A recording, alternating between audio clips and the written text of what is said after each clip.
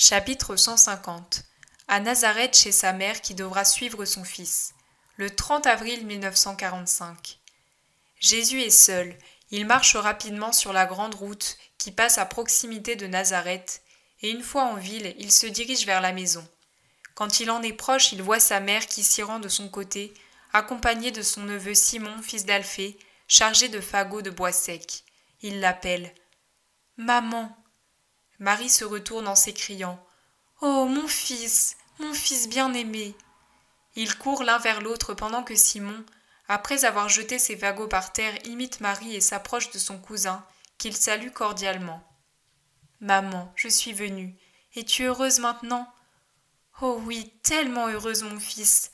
Mais si c'est seulement à ma prière que tu l'as fait, je te dis qu'il ne m'est pas permis, ni à toi, de suivre le sang plutôt que la mission. » « Non, maman, je suis venue aussi pour d'autres raisons. »« C'est donc bien vrai, mon fils ?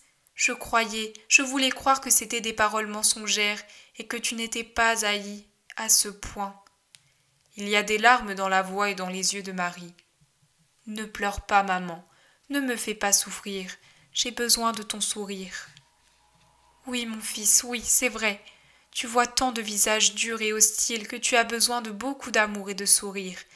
Mais ici, vois-tu, quelqu'un t'aime pour tous. » Marie, qui s'appuie légèrement sur son fils, qui la tient par les épaules, marche lentement vers la maison et essaie de sourire pour effacer toute peine du cœur de Jésus. Simon a repris son fardeau et marche à côté de Jésus. « Tu es pâle, maman. On t'a fait beaucoup de peine. As-tu été malade? Es-tu trop fatigué? »« Non, mon fils, non. Ma seule peine est de te voir au loin et pas aimer. Mais ici, tous font preuve de beaucoup de bonté à mon égard. Je ne parle même pas de Marie et d'Alphée. Tu sais ce qu'ils sont. Mais même Simon, tu vois comme il est bon. C'est toujours comme cela. Il m'a rendu service ces mois-ci. Maintenant, il m'approvisionne en bois. Il est très bon. Et même Joseph, sais-tu. Ils ont tant de pensées délicates pour leur mari. Que Dieu te bénisse, Simon, et qu'il bénisse aussi Joseph. Que vous ne m'aimiez pas encore comme Messie, je vous le pardonne. Vous viendrez à l'amour du Christ que je suis. Mais comment pourrais-je vous pardonner de ne pas l'aimer, elle? Aimer Marie, c'est juste et c'est la paix. Jésus. Mais toi aussi tu es aimé. Seulement voilà, nous avons trop de crainte pour toi. Oui, vous m'aimez humainement. Vous en viendrez à un amour supérieur. Mais toi aussi, mon fils, tu es pâle et amaigri. Oui, tu parais vieilli. Je le vois moi aussi, observe Simon. Ils entrent dans la maison et Simon, après avoir rangé les fagots, se retire discrètement. Mon fils, maintenant que nous sommes seuls, dis-moi toute la vérité. Pourquoi t'ont-ils chassé? Marie parle les mains sur les épaules de son Jésus et elle fixe son visage émacié. Jésus a un sourire doux et las. Parce que je cherchais à amener l'homme à l'honnêteté, à la justice et à la vraie religion. Mais qui t'accuse, le peuple? Non, mère, les pharisiens et les scribes, à l'exception de quelques justes parmi eux. Mais qu'as-tu fait pour t'attirer leurs accusations? J'ai dit la vérité. Ne sais-tu pas que c'est la plus grande faute pour les hommes? Et qu'est-ce qu'ils ont pu dire pour justifier leurs accusations? Des mensonges, ceux que tu connais et d'autres encore.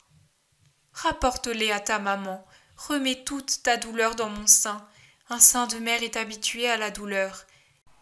Et il est heureux de la consumer pour l'enlever du cœur de son fils. Donne-moi ta douleur, Jésus. Mets-toi ici, comme lorsque tu étais tout petit, et dépose toute ton amertume. Jésus s'assied sur un petit banc au pied de sa mère et raconte tous ses mois de Judée, sans rancœur mais sans voile.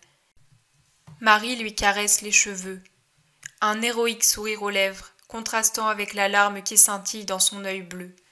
Jésus souligne aussi la nécessité d'approcher des femmes pour les racheter et la peine qu'il a de ne pouvoir le faire à cause de la malignité des hommes. Marie approuve puis décide. « Mon fils, tu ne dois pas me refuser ce que je veux. Dorénavant, je viendrai avec toi quand tu t'éloigneras. Par n'importe quel temps ou n'importe quelle saison, à n'importe quel endroit, je te défendrai contre la calomnie. Ma seule présence fera tomber la boue, et Marie viendra avec moi, elle le désire tant. Voilà ce qu'il faut aux côtés du saint contre le démon et le monde, le cœur des mamans.